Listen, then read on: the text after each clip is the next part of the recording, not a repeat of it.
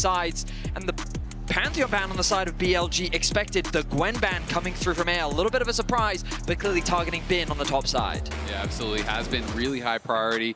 To me, champions like Taliyah as well have really been shining. I think Taliyah, Rise, very high prio. Both these champions are these kind of global, semi-global style champions, allow you to attack side lanes, but they are also ones that work really well in the 5v5s, which I think is keeping them at the top of people's priority list. And alongside that, a support that works really well in the 5v5s is Neeko. Both these players incredibly experienced on the champ. An 80% win rate on one side of the rift, a 92% win rate on the other side of the rift. Wouldn't be surprised if we see that prioed early. With the Rumble banned away, BLG have to make some difficult choices now because a lot of mid-priority picks are available. The Taliyah that you were just talking about, Azael, naturally rises in priority. Remember, things like the Azir, something we don't often see from Knight, also has to be a big point of priority potentially for AL, but maybe they forego it. Things like the Annie also really important in the draft. I feel like it has to be first pick Taliyah. If that's up, it's almost a guarantee. So now we have to find the response. Is it going to be Rise? Is it going to be Azir? You know, those seem kind of like the answers that I would be looking towards. Grab one of those higher priority junglers to pair alongside it, and then go from there. I think Rise is a really good denial pick as well. Shanks has a 91% win rate on it this year. Instead, it is going to be the Azir alongside Trundle, which does push Sion further down in priority. Exactly. I really like Trundle here because it is a good pairing. It is that AD jungler, but also it is denying some of these blind picks by nature of how effective it is. Like you say, the Sion, the Orin, some of the best blind picks available right now are going to be taken away. Things like Rumble and Gwen, also pretty solid blind picks. Those are gone. I am so not a fan of the Yorick blind. I do think it is very easy to punish, but it has been very popular in the LPL, so we'll see if they are going to lock it in. The thing that surprises me is that BLG foregoing something like an Annie Wukong, which would very much stay true to their style, and instead prioritizing the Azir for Knight. I'm excited to see how he performs on the champion alongside Beichuan on this Trundle, and with the Yorick locked in for Flandre, world class, one of the best Yorick players in the world. But to pick it blind, as you've already highlighted, a lot of risks associated with that. And on the other side of the rift, you have Bin, who has always been willing to pick good counters. Looking back to when he was in his rookie year on Suning, things like the Fiora, the Aurelia would come out when he had good counter picks. Aurelia here would really slap for Bin. I mean, it would be really crazy if he went for it. I also think there are some very good answers, like just going towards the Sion, like just going towards the Cho'Gath. I think these are great answers to the Yorick. You can go towards something like the Aatrox, but I don't think it's nearly as strong of an answer. Bin, obviously, on the Jax is ultimate comfort. Hasn't been playing it a ton this year, but I don't think we're going to get it. I think we are just kind of waiting for that later pick. Neeko, you had already touched on, is so high priority, not only because it has the explosive engage, but because it has an incredibly dominant lane phase. You can play for the 2v2. We, of course, do see that it is Jhin locked in for Hope here, but you can get a strong long-range AD pairing here with Elk, play that poke style in the 2v2, and almost always we see the Neeko coming out with early prio. I mean, I will say, these were not what I was expecting in terms of the priorities for the first picks. The fact that we've just foregone the top lane response from BLG, the not looking in the jungle on the side of AL, things like Xin Zhao and Wukong both still available. Neither of them going to be banned away. Instead, the support pool is going to be targeted. Rel and Nautilus removed from the pool alongside the Karma increases the value of this Neeko. And now Kael really going to be tested in what else he has in store to try and match up into the Neeko. If you are looking at a support from the LPL who can match up into difficult matchups, it's Kael, best support in the league in a lot of people's estimations. I think his MSI has been a little bit more downplayed than he could have been, but the expectation is here in a series that is basically home turf, he should be able to really shine. Absolutely, and he doesn't have, all that experience on the international stage here, but it is, we're waiting for Kael and Tarzan. We're waiting for those picks here for AL, and they were kind of the shining stars here, I think, on AL in the LPL. This jungle support duo have been absolutely stellar for them.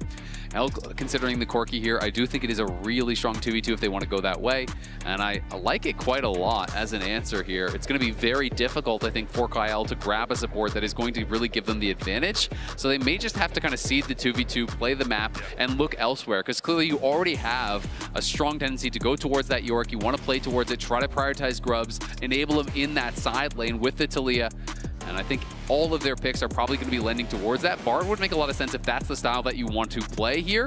You can really get it on the map, work well with whatever jungle does get locked in here for Tarzan. And I think that Bin is going to have a difficult job up here. curious as to how AL is going to round things out. They could do with a little bit more engage. I mean, yeah, they could just go for the Jhin. I mean, Beichuan locking in the Trundle. He was very much expecting this to be the matchup, but Taliyah Jhin is just such an incredibly potent mid-jungle combo. I mean, again, they have a decent amount of poke on the side of AL with both Jhin and the Taliyah at your disposal. It means you can just chip away at the HP. Wanting to go for a little bit more team fight power and engage, the Wukong can pair nicely up with the Bard. Cheeky hover of the Camille. I wonder if that's the direction they're going to go. You did contemplate some carries that could be used by Bin. Camille, I think, is a good matchup into Yorick. I do think you can play things like Fiora as well. Aurelia is incredible. If you want to go tank, you can look towards Cho'Gath because Sion is banned away. Jax, I think, is fine, but you can be poked down a lot easier than some of these other matchups. You know, Yorick, yes, of course, you do still have some auto attack damage coming through, but it has been going towards the tried and true here. He is insanely comfortable on this pick. You absolutely can outscale the Yorick, but I do worry about the early stages. Flandre very comfortable on this Yorick, and I do think it can be a pretty good early matchup there for the Yorick, just constantly poking and prodding away at his Jax. And if he gets put behind, Jax's really can struggle.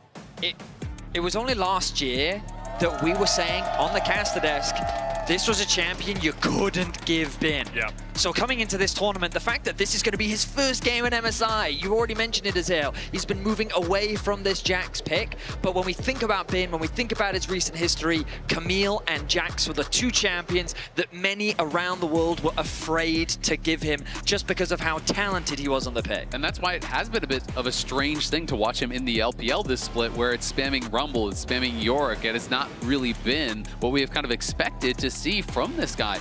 And to be frank, he hasn't been as dominant as we expect from him either in the LPL. So we'll see if we can get some shades of Gigabin from ages past in Game 1. BLG have been a shadow of their former selves. They're not the team you expect to make back-to-back finals internationally. They're not the team you expect to push T1 to 5 games. But with the addition of Beichuan, with the changing of coaching staff in the middle of the split, things have started to go towards a more rosy direction. The question for BLG is, can they overcome the hurdle that has been AL for them throughout the entirety of playoffs? Anyone legend on the other side of the rift in their first international tournament, the first international tournament for Shanks, for Kael. There was a lot of hope in this roster, but trepidation as well. The LPL fans not quite sure yet if AL is who they want to represent them on the biggest stage. Bin's going to path down to bot as he just looks. Oh, it's not Bin, it's on. On path down to bot, and that's a much more expected. Down to bot too, wow.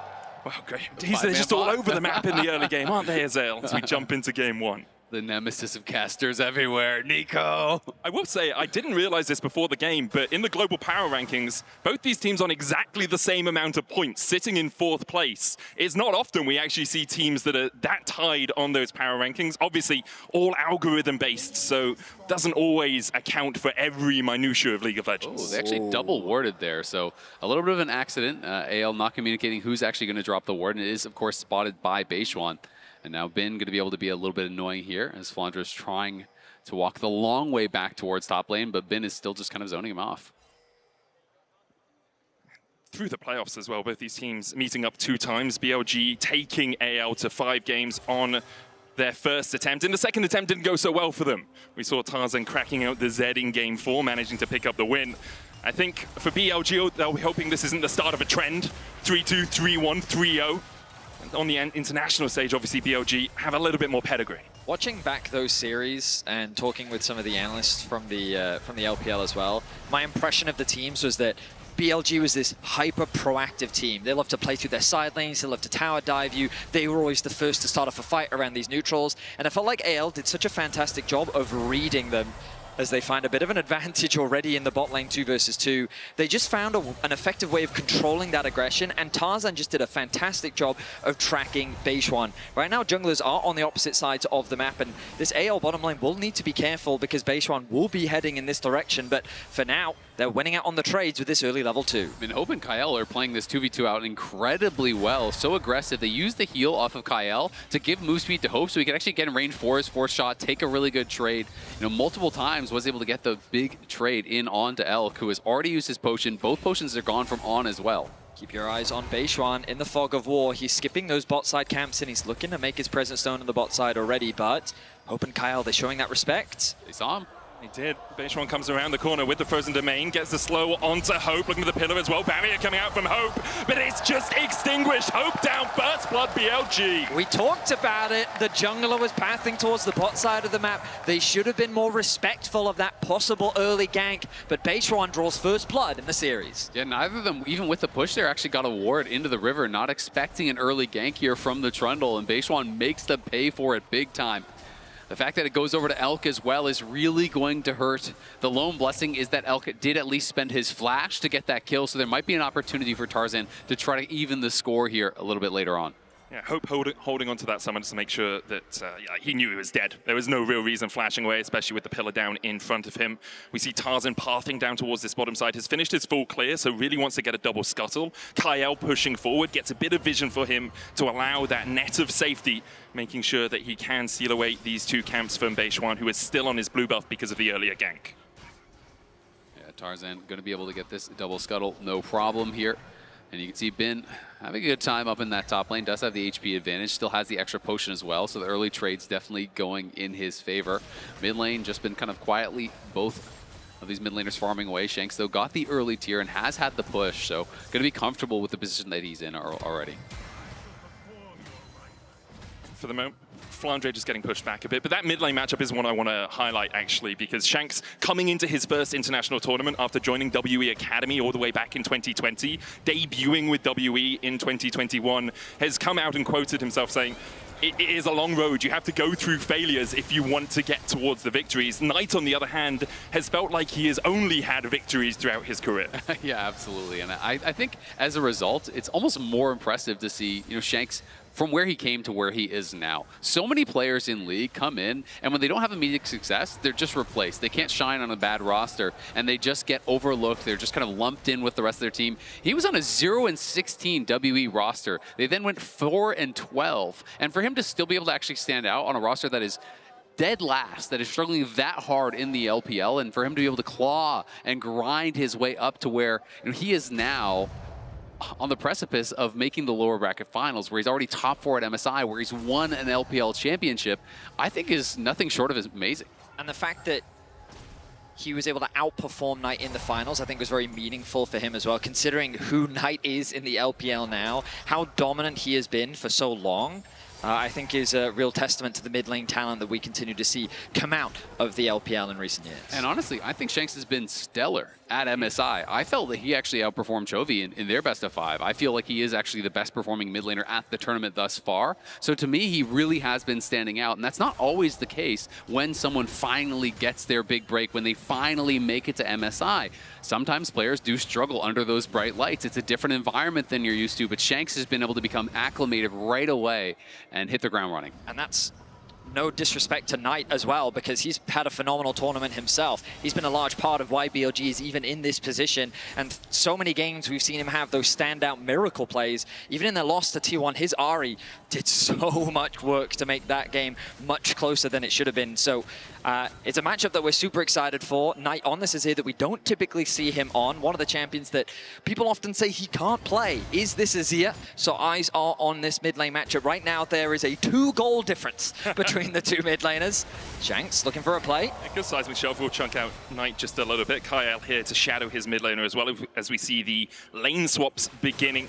BLG moving their bot lane up towards the top side of the map. Exactly, and we're not actually seeing Hope match right now. He is heading back out towards bot lane, so it is going to be these non-standard lanes here with Flandre just trying to stay in range of experience, trying to be around as much as he can to pick up some of the CS. And what this often means is we'll see a Drake for Grubs exchange over the next couple of minutes. Grubs up in a minute's time. Dragon has been cleared out here by anyone's legend, and you can see a couple of pings coming down on it as well from BLG, expecting it to be started by their LPL counterparts. Flandre forced down a little bit. I mean, Flandre not able to actually get any of the CS. Look on the other side. The CS gap is actually opening up quite a lot now, as Bin was completely uncontested. He was actually laning 1v0 for quite a long time down there, and just now Hope and Kael got down, put a little bit of pressure on, but then they're already leaving the lane. So Bin is just having the time of his life, holding the wave by his tower, getting all of this gold, while his counterpart on the other side is not getting anything. And Yorick has to be able to succeed in the side lane to really succeed in the game. What's really interesting right now is AL, rather than just committing to a cross map and saying, we'll just take the Drake. They've actually moved their bot lane to mid. They've gotten the push. They've sent Shanks towards the bot lane matchup. He won't have his TP available just yet, but it will be up soon. And it looks like AL is saying, we want those grubs. And this is not uncharacteristic of what we saw in the finals, where there was a lot of fighting over those grubs in particular. AL really values them, and they're going to start this objective off. Putting the Maiden down as well just gives you a lot more clear on these grubs. Tarzan jumping through them. It's Beichuan doing the Drake, so the exchange has occurred. It's just gone in the opposite direction to how we expected it.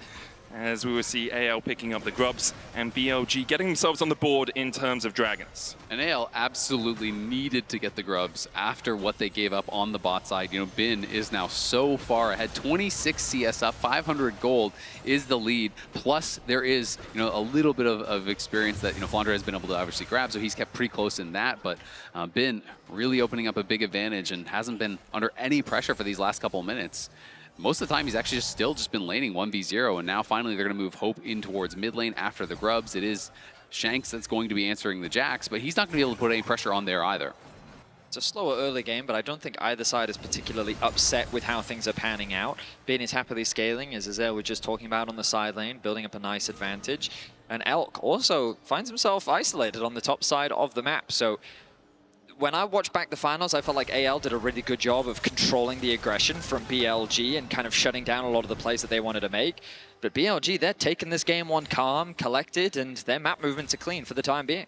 And AL has put a really high priority on grubs throughout the tournament. Nearly 85% of the total grubs they have actually taken throughout this event. So clearly putting an emphasis on that. And I think it makes a lot of sense, especially when you are playing with Yorick. Yeah, with the Yorick, you want to be getting that pressure in the side lanes. You want to be trying to get plates early. Hasn't managed to do that in this game, mostly because he has had to deal with this 2v1 lane, and Bin has been very happily just farming up, as you say, 1v0 or 1v1. Now we see Bin pathing out towards top. Shanks will get the push down in the bottom lane. So it looks like Knight is going to be the one who catches that wave. Not too much experience or gold lost on the map here for BLG. And I think Bin is just going to be so happy with how these early stages have gone for this matchup, because to me, post-6, when you get the Maiden, you really can start playing pretty aggressively in this 1v1 as the Yorick. You can start poking down this Jax, and hasn't had to deal with it whatsoever. And he's nearly at the Triforce, and Beichuan is up here. Dark Possession down. Flandre needs to walk away because Bin splashing in with the Grandmaster's Might. Subjugate as well. Flandre holding on to his splash till the last moment. Doesn't get a chance to use it. BLG 2-0 up. I think Flandre realized that the moment he flashes, that pillar is coming down and he's not getting away anyway, so he just tries to walk it out. Nice gank once again from Beichuan as Kael looks for a bit of a play in mid, but some beautiful footwork comes through from Elk, and BLG find themselves 2 kills up. And I mean, this kill is actually so much more painful because when you die as the Yorick like that, now you don't have the Maiden for such a long time. So any pressure that you would have had is completely gone. The kill goes to Bin. He free farmed bot lane for so long, and you know they're nearly going to be able to get a plate. So as soon as he comes back, he'll be able to grab that. He's going to be very close to his Triforce now at this point, and there it is. Already done the Triforce. So Flandre I already feel like is completely out of the side lane, because by the time he actually completes his first item, Bin is going to be so far ahead. Still 2/3 of the cooldown remaining on that Maiden as well. It's going to be so hard for Flandre to lane in this top lane. Wave pushing out against him makes it even trickier because his jungler is not on this side of the map right now. Tarzan trying to gain control around this bot side river. Dragon's still 2 minutes away though, so expect to see just lanes crashing back and forth for the next couple of minutes. Tarzan has spent the majority of this game just focusing on farming up. He's been doing a good job getting close to his Trinity Force as well. You can see that they've been investing a lot of vision towards this bot side of the map with control wards aplenty pretty much throughout this bot side, pretty much to put more pressure onto Knight specifically. Shanks keeping that bot wave pushed in and moving into this fog of war. I like these little wards that BLG have been able to put down just to keep track in the event that Shanks tries to make any sort of ulti play towards the mid lane. And so BLG are kind of responding well to the control that AL is trying to get here in the early games. We transition into that mid-game phase. Dragon spawning in about 1 minute and 15. And I wouldn't be surprised if BLG just concede it. Instead, look for a cross map. They don't need to force a fight right now. They're quite happy to scale with the lead that they're slowly building up. Yeah, I absolutely agree. I mean, I think if you offer this sort of a game state to BLG, they would be so happy to accept it. The fact that you do have the Azir, you have this Jax, and they are just kind of free scaling here on the other side. And we haven't been able to see kind of any playmaking come out from Kael on the Bard. We haven't seen any ultis come out from Shanks on the Taliyah, even though he has really been the one having the push. So BLG in a great spot here, and I do think it's going to be important that AL are able to be successful in the first team fights when they do actually take them. Wukong is now on Triforce. He is going to be at a really strong point in the game, but they have got to nail their engages when they go for him. Otherwise, I think the game's going to get away from them. I will say, I take triple Triforce over single Triforce in every single fight. Bin, Beichuan, and Elk have already completed that first item. Knight has a Nash's Tooth as well, while Shanks has gone for the Archangels, but that's still 100 stacks away from giving him the shield. So, although BLG could decide to seed the Drake, although they could decide to not fight it, I actually think in terms of raw power right now, they're definitely in the driver's seat. I mean, great minds think alike, Medic. I was on the same wavelength with that one as Flandre goes for a bit of a trade and immediately regrets it. Counter-strike comes in, there's a TP as well. Kael trying to come up to join this fight, and Bin begins to retreat. Shanks is going to teleport forward. Bin has no flash. Weaver's Wall will lock him on this side of the tower. Tarzan chasing forward as well. Bin with the counter-strike will get knocked up using that Cyclone. Bin still jumping away, but he's caught out. A Tempest finds him as Flandre secures the kill. This is really nice. Now they can try to rush for first tower here up on that top side. They have the grubs. They're crushing through this tower. They should be able to win, but BLG also a lot of damage on that bot lane tower. They obviously have the Trundle. Not going to be able to get it either way, though, so first tower does go to AL. Yes, they should eventually lose the dragon down on that bot side, and the tower will be matched. But if you can get this second turret as well, BLG very slow to respond. This one's dead too. AL making a massive play on the top side. That is going to be a huge gold swing. You'll see the gold swing in their favor, about 300 gold ahead, but about 1,000 across the course of that play. BLG will get their second dragon, and it was actually AL who decided we don't want to take the fight around second Drake. We can fight around Soul, point around Soul. Elk harassing Hope down here with the Gatling gun. Knight coming in from the side. I think that might be on, actually, with Knight down towards the bottom side of mid. There we are. And I think it's really, really smart to actually play towards this Yorick. Again, you need to make sure that you are enabling Flandre in that side lane. He's got to be able to compete against Bin, or he's just not going to have much of a purpose in this game. You can't have your Yorick just perma-grouping. So being able to actually get out to that side lane, investing the resources there, you're only giving up a second dragon. Try to set up for that third. I also just like that exactly what Medic was saying. You press tab, you look at those items, you're like, ugh, that is 3 Trinity Forces. I really don't want to go for that, and instead we'll just look for the cross-up, and they found an effective one, but BLG, they won't slow down.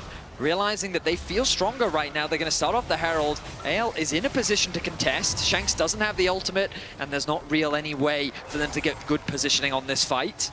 But again, look at bot. Flandre is already working on that tower. Bin's going to have to TP down. Beichuan rooted up there with the Deadly Flourish. Tempered Bait out as well. Kael caught, has that Pop Blossom and has a flash. Will use the flash early to try and escape, but as the curtains open, the Shape Splitter will block one, and Elk will block the next. Pop Blossom from on just to make sure the chase doesn't materialize. Close exchange as AL tried to get some exit kills as BLG were on the retreat, but they're able to secure the Herald and they walk away safely. Azael, you were talking about that bot tower, and AL end up securing it. Yeah, I mean, Grubs, Yorick, Triforce, that is a recipe for success against the tower. You're going to crush that thing ridiculously fast. So, you know, even if Yorick is behind, which at this point he is not, he is slightly ahead in gold, you can crush towers. So, you know, they have to be really, really careful. If BLG commit 5 members to one side of the map, they can get punished on the other side. And I do think this is something that BLG has done a lot throughout this tournament, is they will heavily commit towards objectives. They're going to show up, they're going to try to force you to fight, but sometimes that does open up the opportunity for really successful cross-map plays. And I think this is something that at times BLG struggle with in the LPL as well. They don't always have the cleanest objective setups. Sometimes they are a little bit bloodthirsty around those. And as a result, teams that are very smart on how they play the map, like AL, can get advantages. And sometimes that comes down to synergy as well. We have to remember Beichuan only joining the team this spring, halfway through the split. A change in coaching staff as well with Maokai leaving. So it is going to be a struggle for BLG when you look towards those things that are developed over 6 months, a year, 2 years, and that sort of synergy that AL can have. And Knight was very frank about that. We saw that in the game day interview that we had from him earlier, talking about, you know, he wasn't sure if they had enough synergy built up.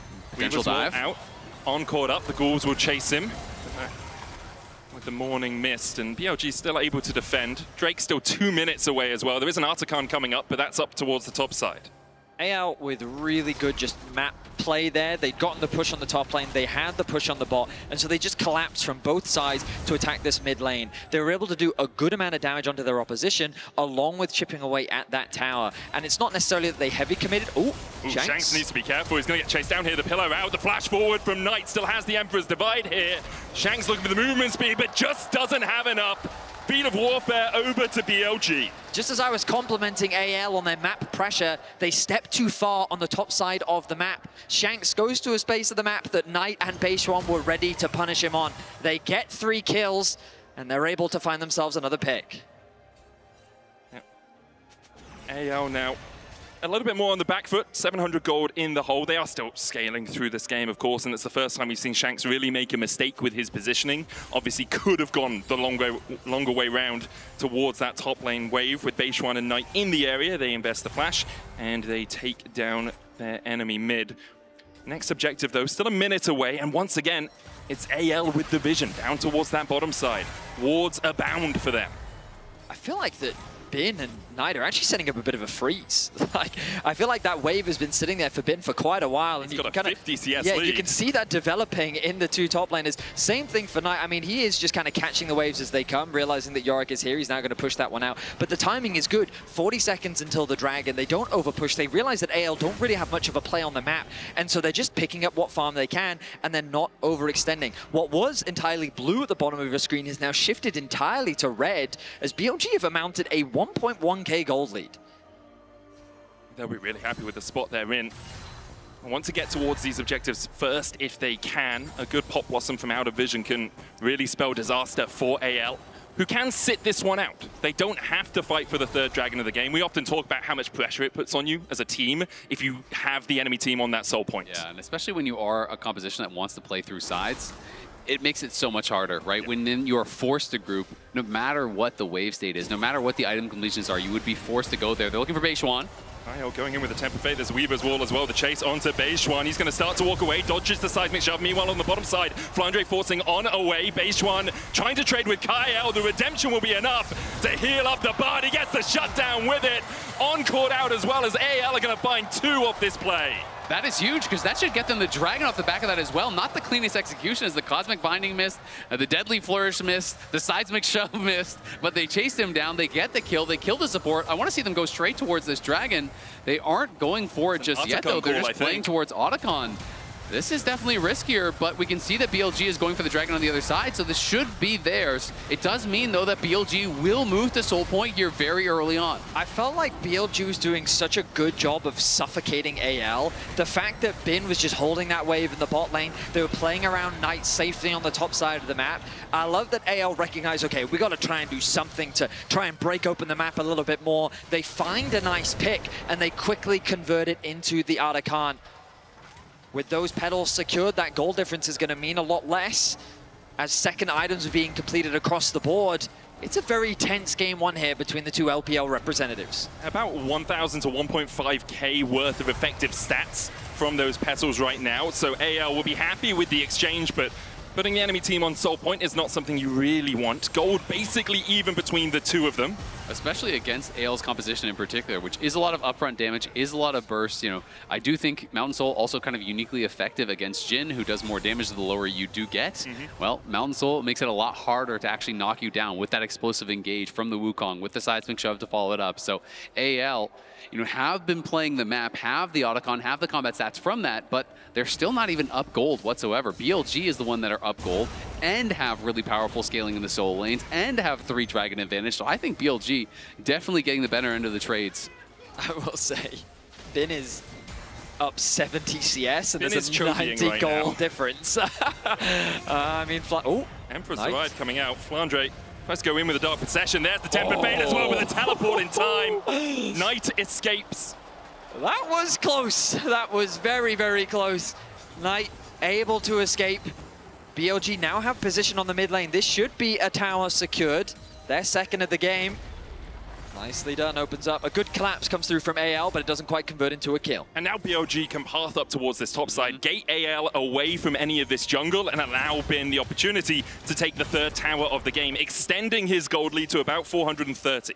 And the petals are worth about 1,500 golden stats for AL, so that does mean, as far as combat stats, pretty even here. We can see this one more time. Looking for the engage on a Knight. He immediately goes for the TP out because the cage is used. That's the only way that Yorick can actually interrupt it. It was with the edge of the cage. As soon as that's on cooldown, starts the TP. Bard ult, a split second too late there from Kael. And that Bard ultimate about a third of the way from coming back off cooldown. Don't expect BLG to be really able to punish that in any way with no major objectives up for the next 2 minutes. But let's have a quick look at where we are in terms of items. 2 items on both the AD carries. Elk 3 stacks away from finish his Mana Mune. Leandri's and Seraph's complete for Shanks, whereas Knight has his Nash's, Rylai's, and another Haunting Guise in his inventory. I mean, we're pretty much dead even at 2 items apiece, except for Tarzan, who does not yet have his second item. I do believe by the time we do get this next dragon, though, he's going to have that completed. So it should be pretty much a dead even fight as far as the combat stats are concerned between these two teams, and it feels like this is a game that is going to be decided at this next dragon. If AL are able to deny it, the game goes on. If BLG do take it, it feels like they really get a stranglehold. On paper, my instincts give BLG the advantage in the straight-up 5 versus 5. When I think about Corki plus Azir, the range, the poke, and also just the consistent damage, the backline threat that Bin's going to have onto Hope, the amount of peel that Kael can provide, I think is going to be the biggest difference maker. How is that Bard ultimate used? What does it actually do? Who does it CC up? Can they find a nice Taliyah combo? Will Tarzan actually make it impossible for Elk to play in the fight? When it comes to watching 2 LPL teams fight, I mean, that's the beauty of it. They give us some of the best team fighting teams in the world. I mean, I feel like AL basically has to start the fight off by killing Elk or Knight, or they're just not going to win, right? And that is very difficult because I do think the range advantage is also on BLG's side.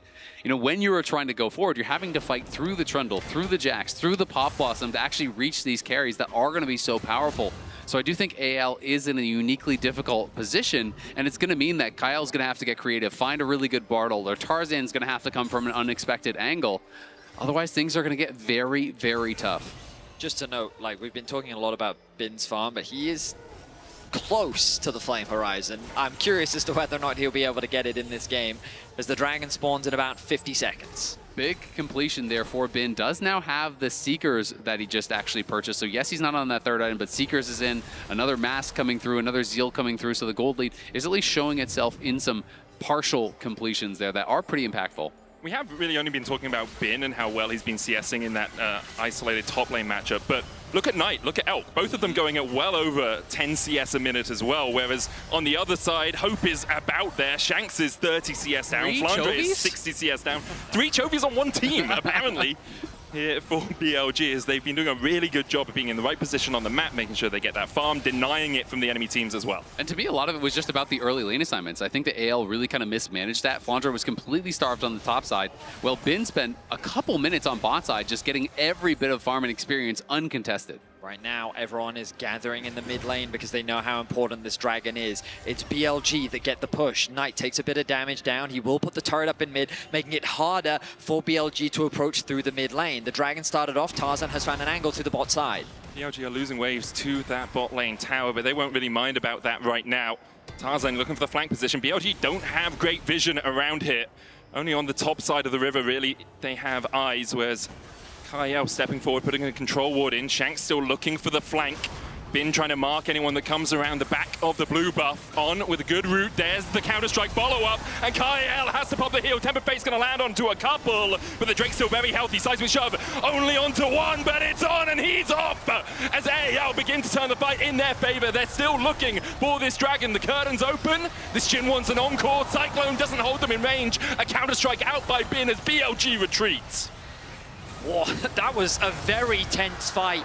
Both sides fighting for position, but given that BLG actually had position in the river first, AL had to play it slow and rely on their poke. I was worried for Kael, but we talked about how that Bard ultimate could be a game changer. He connects it, and they find the pick. I mean, this is really nicely done. It does look like Kyle's going to be in a lot of trouble as On caught him, and Bin jumps in, but they can't quite 100-0 him. He gets back, and then this ulti right here, look at the seismic shove. Last time, they were not on point. This time, it is perfectly timed. They land the Cosmic Binding, even with the flash. Bin Bin is stunned on the other side of the flash. On gets deleted. Now Bin has no way to access the backline without that flash. They get the first kill. They chase them out and take the dragon. Really well executed there from Kael and Shanks. The seismic shove, perfect. And catching out On as well, who has the Pop Blossom, who has the Hextech Rocket Belt, who has the Flash. That's when you can really funnel forward and try and take the fight, because it is Kael who will be jumping, it's On who will be jumping on towards that backline. Still though for BLG, they're on Soul Point. It's a mountain up in 4 minutes time. They still have a gold lead of about 1,000, but as we said, the Petals kind of even that out for AL. Third items on their way here for Anyone's Legend. As although the game hasn't had too many kills, it's been incredibly back and forth between these two teams from the LPL. Yeah, we kind of return to a farm state right now. Of course, the Baron, ooh, ultimate used by Kael, forces the Rocket Belt out from On. But yeah, right now it's mainly just, again, the contest for position. With so many of the towers gone, AO would love to secure this mid tower, but it's a very difficult siege against Azir and the Corki. So instead, they're going to settle for some vision around Baron as they look for a reset. Yeah, and it has been really interesting because clearly Flandre not that confident to actually push in for that 1v1 against Bin. Bin has been able to scale through the early levels, has this big farm advantage. That has kept him in the gold lead despite some of the kills in the towers going the way of the Yorick. So it hasn't really been much about the side lanes. And it is kind of one of these weird situations where if you can't get prio side lanes as the Yorick, you just have to group, you have to fight, you have to find ways to be able to be effective in a difficult situation. One of the things I think AL did quite well in the previous fight was making sure Bin can't find a flank. And historically, whenever I think of Bin on Jax, his flanks have always been one of the most terrifying elements of him on this champion. The way he finds creative ways to gain access onto the backline, creating chaos in the midst of the fight and just ruining that coordination is something that I think AL is respecting and doing their best to play around. But they're going to have to keep doing that because, as we talked about earlier, BLG in the straight up front to back, we still do give them the edge with their composition. Yeah, and you can see looking onto Kael, doesn't have the flash, doesn't have the heal, and he is done for. Elk gets the kill, the curtains open. As Hope tries to avenge his fallen support, will land the shots on, but he's tanky enough to survive through them, has that Warden's Mail complete. They got the TP off of Flandre and Knight there, so Bin is going to have TP advantage. Yes, Shanks could potentially match him, but Beichuan getting aggressive here. It's a dodge away from the Deadly Flush and avoids the seismic shove. AL still have a bit of vision around this pit, but that's now cleared out by Beichuan. Knight's going to start up the Baron. Anyone's Legend. Not have vision yet, but Tarzan and Hope are on their way.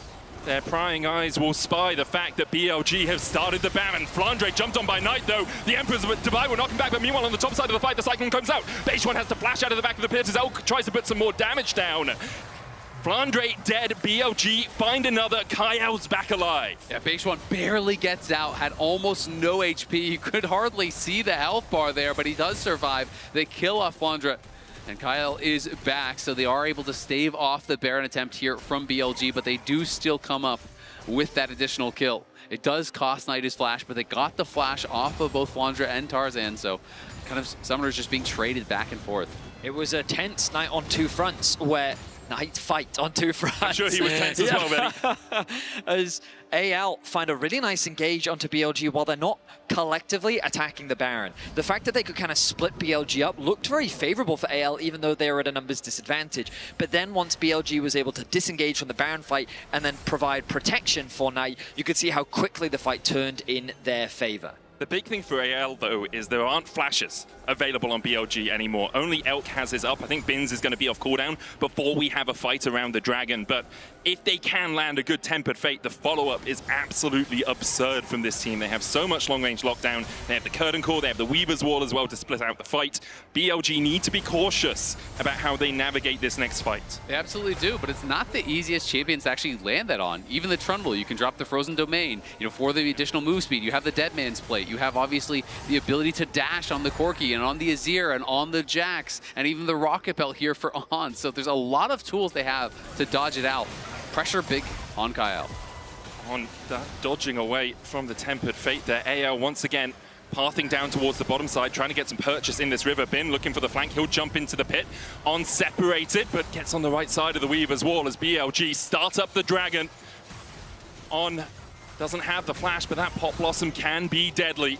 AL trying to gain some purchase in the river here. BLG holding them at bay. There's a pillar. On still looking for that flank. Kael now marking him as BLG will take the 4v4. Kael on up towards the top side, but there's the Pop Blossom. The mountain secured by Tarzan, and he'll get a kill off the back of it as well. BLG separated. The dive in from Knight, knocked back with the seismic shove. Shanks will fall. Beichuan almost follows. The curtains open. Hope wants an encore. He lands one onto Bin. Beichuan will die up towards the top side. Bin dashes away. Knight trying to open up, but he just doesn't have the damage. Rooted with a deadly flourish and taken out by anyone's legend. Massive fight there for AL. Tarzan gets the smite, critically denying the Mountain Soul in what was such a close fight here. We look at how things started out. Bin is looking for access onto the backline, while Kael is doing his best to keep on from getting the engage off Tarzan with a beautiful smite steal. We're back to live. TP'd in. He's looking for more of a fight, but the ghouls will keep him at bay alongside the Dark Possession. Bin won't find anything more. Had no vision to actually jump on them over the wall there. The main takeaway from that last fight was how AL just, again, controlled the flanks. We talked earlier about how they were cautious of Bin finding that flank. This time around, it was making sure that On couldn't get it. But even when he did, the follow-up from BLG, they just couldn't quite close that gap. The amount of zone control that AL was able to provide meant that their fight was ultimately... They didn't have the coordination needed to pull the fight off. I also really like how AL is playing these fights so aggressively, and it feels like they're always the ones putting the pressure on the enemy carries. On doesn't feel like he has been able to get into the backline whatsoever. And you look at every fight, Hope is just chilling in the backline, channeling his ultimate, being able to have the space to get done when he needs to get done. And now some of these luxury items are starting to come through here for AL as well. You can see the GA now completed there for Tarzan, and that is going to be a big one. Is going to be able to full send it on someone like Knight or Elk, push them back in this fight, and again, continue to create more space for his carries that have been performing so well. AL have control over the river right now. On trying to step forward and garner some back here for BLG. On the back foot as AL start up the Baron. BLG playing for the mid lane prio, but AL calling their bluff. There's the Temper Fate onto Beichuan. The Baron's still at 10,000. On goes in! And On finds them all! The Emperor will find his mark as well. The Guardian Angel and Tarzan brings him back, but Knight's already dead. AL looking for a little bit more here as they could jump further forward. Bin trying to dive in. Shanks low. The seismic shove will connect, but Elk's on a killing spree. On trying to trade with Tarzan down towards the bottom side. Beichuan chasing out Hope towards the top.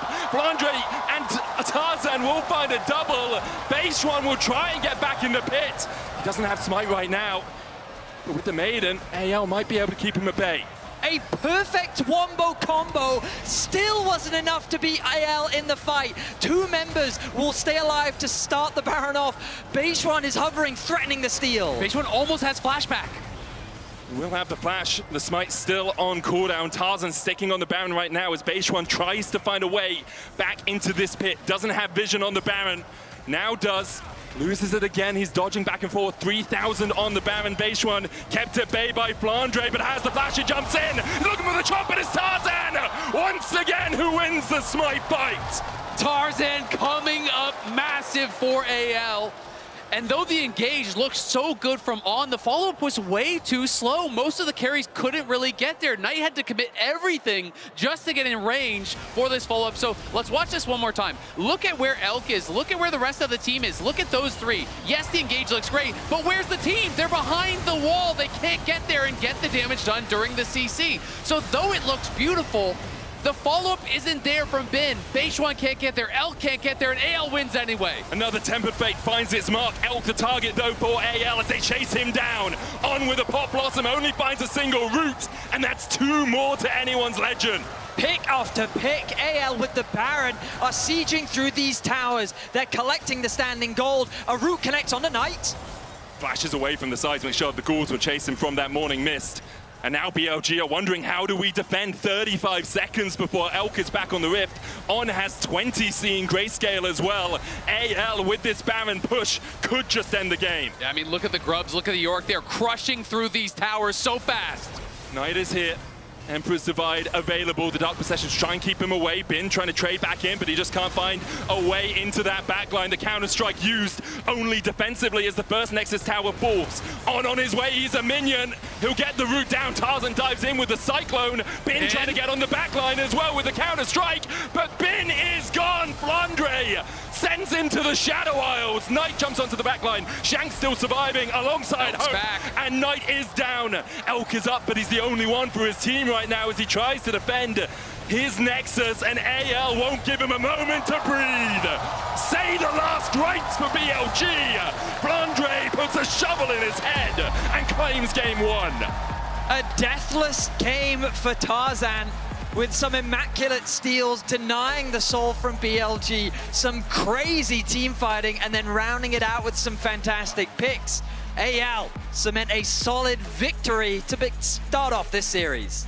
And it seems like maybe more of the same from the LPL playoffs as AL are able to claim the win. We're going to head over to the analyst desk to break down that game 1.